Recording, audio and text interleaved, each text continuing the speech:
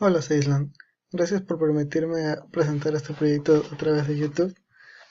Empecemos. Aquí en el documento que nos enviaron, la primera parte indicaban realizar un ETL.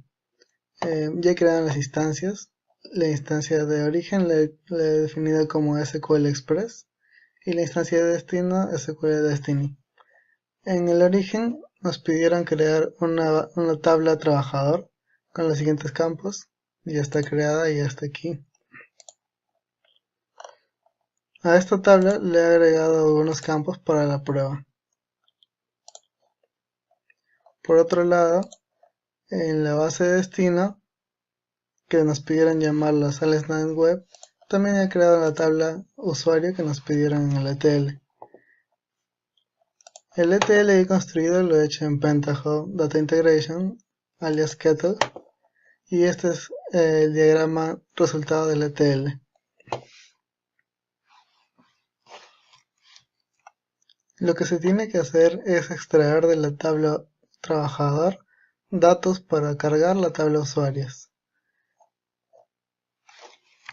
Las instrucciones que nos dieron en el PDF podemos ver que hay campos que se generan automáticamente o con valores preestablecidos y otros que se generan a partir de la tabla de origen.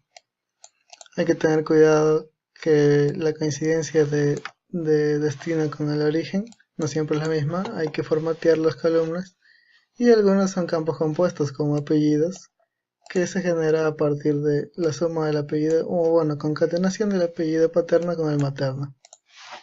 Para tener todo más organizado, en un Excel separé las columnas de origen y destino, como ven a continuación. El origen tenemos que ver con qué condiciones se crean o se combinan para generar la columna de destino. Por ejemplo, la más clara es el apellido, ¿no? El apellido es la concatenación del apellido paterno, un espacio y el apellido materno. Considerando que ambos, tanto el apellido paterno como el materno, tienen tipos de datos de varchar 30, mientras que el destino es de varchar 100. Así igual con cada uno de los campos que tenemos en el destino. Entonces, volviendo al ETL, la tabla trabajador, que es la tabla origen, lo que se hace es seleccionar las columnas que vamos a usar durante el ETL. Una de las condiciones para la extracción de los campos era que el área era igual a RE, eso lo indicara en el ETL. ¿Por qué? Porque RE era usuarios de retail, que son los datos que se van a cargar a la tabla de usuario de destino. Por lo tanto, con esta consulta obtenemos las filas que vamos a utilizar durante el procedimiento. Sin embargo, no es óptimo directamente cargar los datos de la tabla trabajador a la tabla usuarios. Porque generalmente sucede que al cargar los datos con esta consulta, obtendremos tanto los valores que ya existían como los valores nuevos. Lo ideal en un ETL es solo cargar los datos nuevos. Es por ello que se hace un merge join con los usuarios que ya están guardados en la base de datos de destino. Este merge join, si lo abrimos, podemos ver que compara el ID del trabajador y el DNI del usuario, tanto de la tabla de origen como del destino. Aquí coloco full other join porque deseo que traigan todos menos los datos que están en ambas tablas, es decir, va a traer los datos nuevos de la tabla trabajador como los datos que han estado en la tabla usuarios que ya han sido eliminados. Por cierto, este sort rows es simplemente porque Kettle te obliga a tener ordenados los campos por los que vas a comparar ambas tablas de forma ascendente, tanto para la tabla izquierda como para la tabla derecha. Por cierto, ambas tablas tienen que tener una conexión definida. Una conexión se define de la siguiente manera: simplemente se indican los puertos o el host y las credenciales de la conexión a la base de datos, de cualquiera de las bases de datos disponibles que soporta Pentaho, entre ellas obviamente MS SQL Server, que es la que estamos usando para este ETL. Bueno, entonces ya tenemos el resultado de las cuentas antiguas, o mejor dicho eliminadas, y las cuentas nuevas. Entonces por separado tenemos que ver qué se hacen con las cuentas nuevas y con las cuentas eliminadas. Las eliminadas simplemente se proceden a eliminarse dentro de la tabla de destino, como vemos a continuación. A partir del DNI y el ID de trabajador, que en mi opinión son las cuentas que identifican cada uno de los registros, tenemos que eliminarlo de la tabla target, que en este caso es la tabla usuarios. Así, cuando se elimine tanto una tabla de la tabla trabajador, un registro de la tabla trabajador, se eliminará también su correspondiente en la tabla usuarios. Por otro lado, los registros nuevos pasarán a la siguiente depuración que vemos a continuación, generando tanto su correo, su usuario y otros datos para insertarlo en la tabla de destino. Entonces, después del merge tenemos muchas columnas, más de las que podemos necesitar para el siguiente proceso. Por lo tanto, hacemos un select values con las columnas que sí vamos a utilizar, aprovechando este paso para renombrar las que no tengan el nombre exacto de la tabla origen, de la tabla destino. Aquí aprovecho para crear un utils, que tendrá los campos que van a estar como predeterminados. He creado un campo dominios Island, que con el data veremos que tiene el valor de @island.com. Este lo utilizaré para generar los correos. Promotor, que va a ser 4 para todos los registros, y desactivado, que va a ser 0 para todos los registros. Si bien el correo puede crearse a través de un trigger en la base de datos, lo planteo aquí porque también se puede realizar a través del ETL. Entonces, unimos los valores que salen de los registros nuevos con el utils a través de un join, que va a ser el producto cartesiano, lo cual va a asignar cada uno de los utils a todos los registros nuevos encontrados en la tabla trabajador. Ese resultado pasa a un proceso llamado apellidos. Este va a unir tanto el apellido paterno como el apellido materno. Va a hacer un trim para eliminar los espacios de ambos lados, tanto del apellido paterno como de materno. Y va a establecer un nuevo largo de columnas en 100.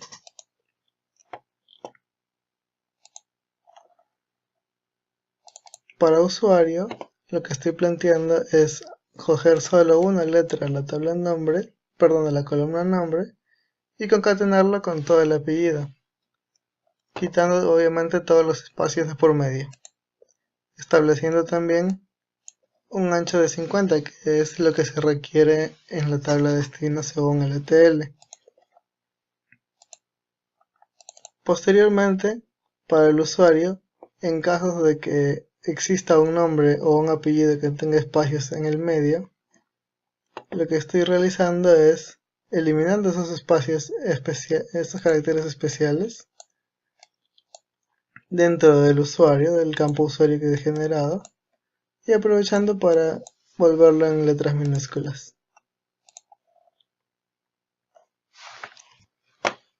Para el email lo que estoy haciendo es el valor usuario que acabo de obtener en el paso anterior, concatenarlo con el dominio Island. Esto va a permitir que el correo del usuario sea su usuario @island.com. De lo que llevo hasta aquí, tengo que renombrar algunas columnas que en utils le llamé de otra forma. Por ejemplo, en utils creé un campo promotor y le puse valor 4 porque ese es el valor establecido en el correo que nos enviaron. Aquí, el ID puesto promotor valor 4. Sin embargo, el campo no se llama promotor. Es por eso que tengo que hacer un rename. El valor del promotor lo cambio por ID puesto. Nombres en la tabla destino se llaman nombres simplemente. Número de documento de identidad por DNI. Aquí estoy estableciendo que el número de documento de identidad también se guarda en el campo password. Y por último, el utils con valor desactivado se cambia por la columna activo, ¿no? Se guarda en la columna activo. Bueno, al tener esos resultados ya tengo la oportunidad de cargarlos en la base de datos origen a través de este output que se conecta a la tabla, a la instancia destino, y como tabla objetivo la tabla usuarios.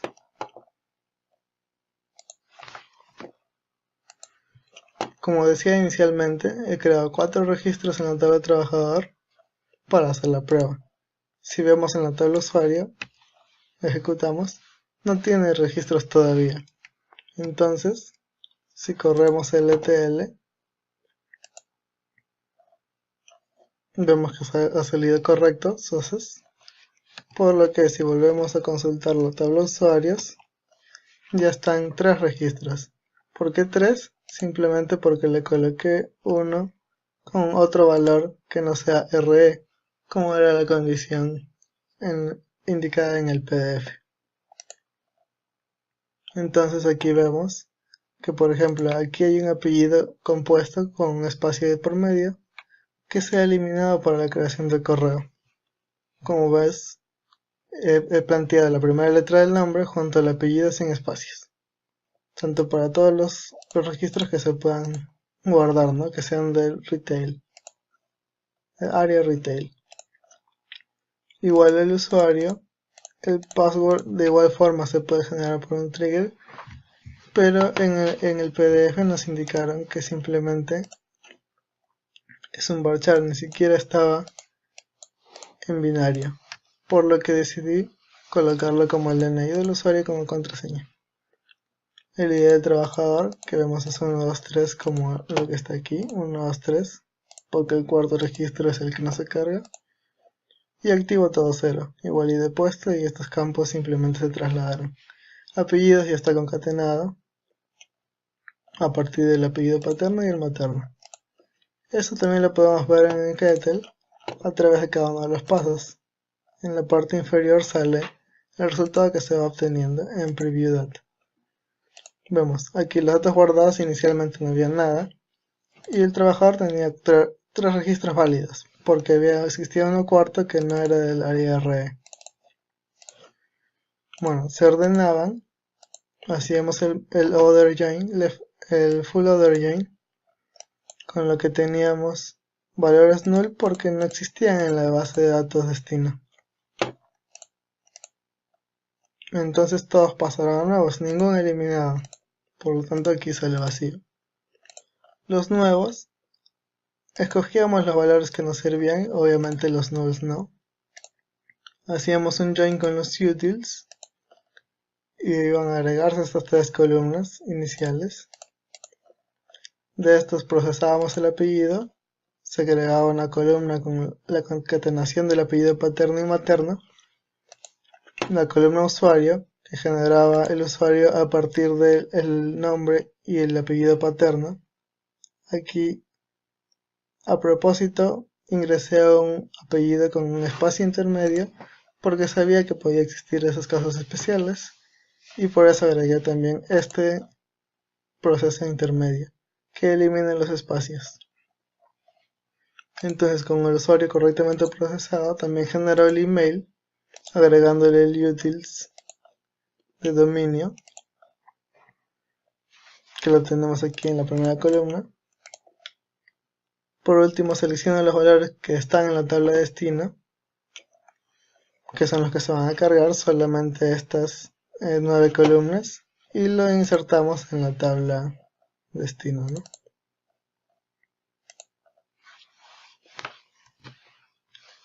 Ahora, si lo volvemos a correr, vemos que en el merge join ya existían, aquí ya no aparece null, por lo tanto si apretamos nuevos, ya no va a aparecer ningún nuevo, por lo que no va a consumir recursos en la actualización. Tampoco eliminados porque no se han eliminado. Si comprobamos eliminando un registro, por ejemplo el de la rosa lo eliminamos, y volvemos a correr el proceso, nuevos no va a haber ninguno y eliminados va a aparecer la rosa, por lo que se va a eliminar de la tabla de destino. Si comprobamos si en verdad se han eliminado estos registros que están aquí en el SQL Management, vamos a la tabla de usuarios, ejecutamos, mire como aquí está la rosa, ya no aparece. Es decir, el ETL está correcto. Ahora necesitamos generar el job que ejecute este proceso. Simplemente al ser un proceso corto, definimos un inicio, guardamos la transformación a partir de la ruta donde hemos guardado el ETL. Esto se guarda en esta ruta, este es el archivo que he generado de este proceso. Y nada, si se ejecuta correctamente, suceso. Este job se guarda en una carpeta, en este caso lo he guardado en esta carpeta con el nombre job. Esta es la extensión por defecto de los jobs de Pentaho. Y copiamos esta ruta de la carpeta porque vamos a necesitar generar una tarea en Windows que ejecute esta tarea cada 5 minutos como fue pedido. Tengo entendido que en SQL Integration Services esto ya está integrado y se puede generar a través de la misma interfaz del programa. Sin embargo en Pentaho no, pero eso no quiere decir que sea difícil. Simplemente con ejecutando o mejor dicho, guardando este código que va a llamar al kitchen.bat, que es el nombre del proceso que ejecuta los jobs, indicamos la ruta del job y si deseamos un log file. Este archivo lo he guardado como bat en la misma carpeta. Ahora debemos crear la tarea. Para crear la tarea tenemos que ejecutar este programita, o mejor dicho este comando en la consola de CMD. Aquí el programador de tareas va a crear una tarea que cada 5 minutos, o sea, esta es la unidad de tiempo y esta es la cantidad, crea una tarea nueva llamada JobKettle. ¿Y qué tarea va a ejecutar? El programa BAT que acabamos de crear. Ejecutamos y ya se guarda la tarea Kettle. Listo. Ahora en 5 minutos se supone que va a actualizar. Por ello, para comprobarlo voy a eliminar un registro, digamos este, y en teoría en 5 minutos que verifiquemos ya no debe existir ese registro en esta tabla de aquí. He borrado el registro Otoya Paz Diego Agosto. Este de aquí ya no debe aparecer. Bueno, eso es todo por la primera parte de la tarea. En la segunda parte se quería hacer un cubo de análisis dimensional que tenga 2 KPIs. Para ello he conseguido una base de datos de una empresa de venta de bicicletas y artículos de viajes. Esta está abierta al público, se llama Adventure Wars y es una base de datos que proporciona el mismo Microsoft para pruebas. Con esta base de datos he creado este dashboard.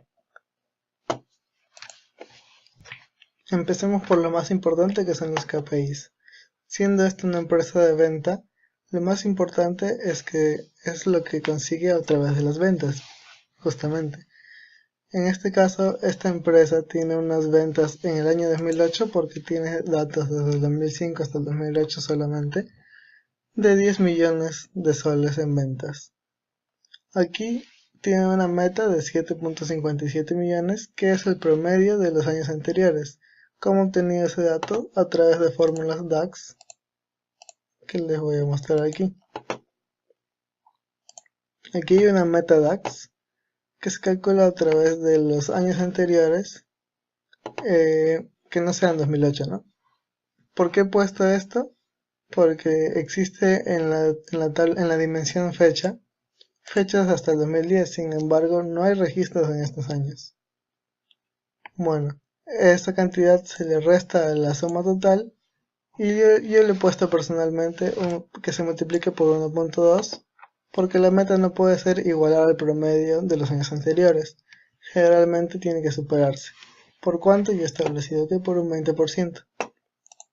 Con ese DAX obtengo que la meta para este año debió ser de 7.57 millones y las ventas que se lograron fueron de 10 millones. Este primer indicador es comparado con los años anteriores, pero a continuación tengo dos indicadores comparados con otras variables, en este caso costos de producción. Esta empresa tiene por un lado ventas directas a los clientes y ventas a través de resellers. En cuanto a las ventas directas, les he puesto que la meta mínima sea superar el costo de fabricación o el costo de producción que está guardado con ese nombre en la base de datos, que en este caso es de 6.1 millones. Como las ventas de este año han sido de 10.42 millones, como vemos aquí también, por lo tanto está en amarillo. ¿Por qué no está en verde?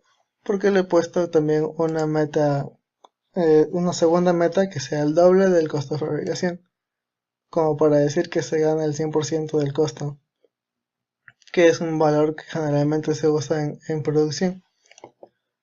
Por lo tanto, si bien la cifra está cerca al doble del costo de producción, no lo supera, por lo tanto está en amarillo, que es un valor intermedio. Por otro lado, en los resellers estamos en rojo. Estamos un 0.08 inferior al costo de producción. Esto quiere decir, mira, aquí justo se ejecutó el proceso del spawn. Como no cerré la consola, ha aparecido emergente. Si cierro la consola ni me va a aparecer ningún mensaje.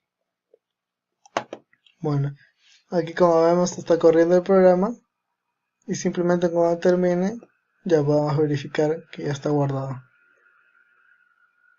Listo.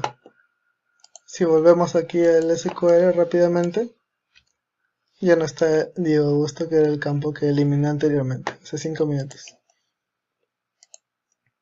Bueno, volviendo al dashboard, le decía que aquí estamos en rojo porque el gasto de producción de los materiales que los tercerizamos ha superado lo que ellos han logrado vender. Probablemente tengan todavía inventario en stock, pero no hemos alcanzado la meta mínima, que es los costos de producción. Por eso está en rojo. En cuanto a los demás cuadros, he establecido que el lado derecho sea las variables del reseller y el lado izquierdo, que es más importante, las ventas directas a los clientes. En primer lugar tengo la división por territorio. En este caso, esta empresa vende a 6 territorios, 6 países: Estados Unidos, Australia, Gran Bretaña, Alemania, Francia y Canadá. De igual modo, tiene la misma presencia en los resellers. Por ejemplo, podemos seleccionar varias columnas y vemos que con 4 de los 6 territorios ya cubrimos nuestra cuota, por decirlo de alguna manera, con respecto a los años anteriores. También nos mantenemos en cuanto al costo de producción, que superamos ese costo, pero no alcanzamos el doble. Y en cuanto a los resellers, también no llegamos a alcanzar el costo de producción. Sin embargo, no quiere decir que en los resellers en todos los casos estemos mal. Por ejemplo, en Canadá tenemos que los resellers sí superan el costo de producción. Eso quiere decir que Canadá es una buena plaza para para los resellers. Por otro lado, tenemos la línea de productos. Según la línea de productos, en este caso el plan de servicios, de ahí tenemos diferentes líneas de productos. Según el tipo de producto que vamos a vender, tenemos que el producto R es el que más beneficios nos da.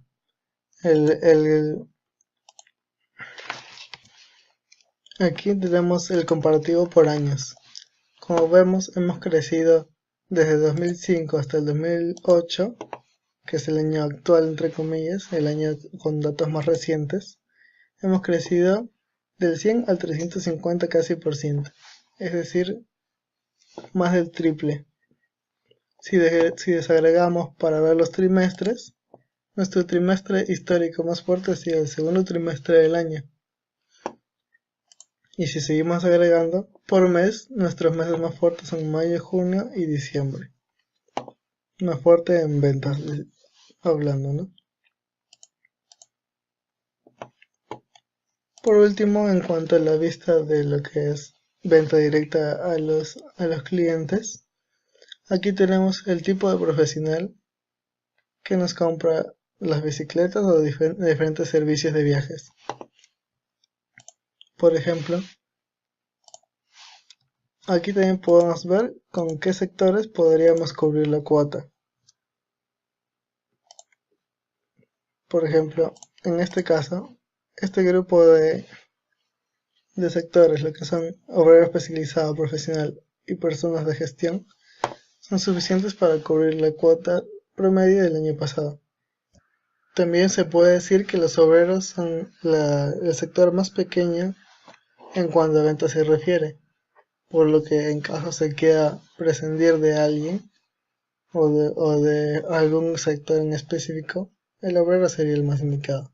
Así como si lo vemos en los anteriores gráficos, Francia o Canadá son los países que menos beneficios nos traen, por lo tanto tendremos que enfocarnos menos a ellos, o enfocar por otros canales, porque sucede que en Canadá, como vimos hace un rato, los resellers destacan. Francia, por ejemplo, no destaca tampoco en lo que es resellers, por lo tanto, una decisión sabia sería, en caso se necesite prescindir de alguien, repito, prescindir de Francia. Ahora, el lado derecho, que es el lado donde están los resellers, aquí tenemos que de igual forma en Estados Unidos encontramos los resellers más importantes, que incluso refleja más de la mitad de lo que reflejan los demás países. Miren, si juntamos todos los países, tendremos una cuota de 6.68 millones. Y Estados Unidos solo es 9.36. Eso quiere decir que los resellers en Estados Unidos son la masa más importante, como se ve en el gráfico. Por otro lado, esto no necesariamente es bueno, porque quisiera decir que estamos muy centralizados, siendo una empresa de Estados Unidos, ¿verdad? Por lo que tendríamos que ver si es factible descentralizar un poco más, enfocándonos más consiguiendo lo que son resellers en estos territorios. Porque si vemos Canadá, aquí también, tanto aquí como aquí, reflejan que son los donde tenemos mayor productividad en cuanto a resellers, ¿no? En lo que es porcentaje de ventas. Por último, el último cuadro está en los tipos de resellers. Existen los almacenes, las tiendas especializadas de bicicletas y las tiendas de valor agregado. Como vemos, estos dos sectores son los más grandes, siendo los que dan valor agregado los que nos logran superar lo que es la meta mínima, que es el costo de producción. Bueno, eso es todo por la presentación de hoy. Espero les haya gustado y yo espero noticias de ustedes. Cualquier pregunta ya tienen mi celular y espero vernos próximamente. Gracias.